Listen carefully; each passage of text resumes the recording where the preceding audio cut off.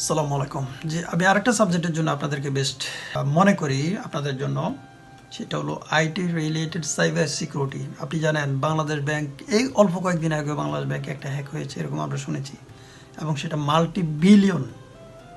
তার আগে একবার হয়েছিল 10 crore বিলিয়ন।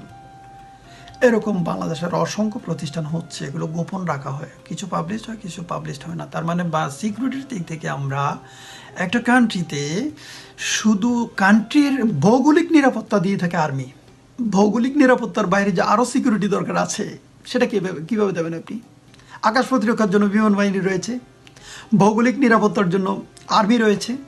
সাইবার যে অ্যাটাকগুলো হয় সেগুলো নিরাপত্তার জন্য আমাদের সাইবার স্পেশালিস্ট হওয়া দরকার, এবং এমন মানের হওয়া দরকার যারা হবে ওয়ার্ল্ড ক্লাস, যারা ওয়ার্ল্ডে প্রতিদ্বন্দ্বিতা করবে। এক দুজন হলে হবে না, হাজারো হাজারো সাইবার সিকিউরিটি স্পেশালিস্ট আমাদের দরকার। সেজন্য আমি বলবো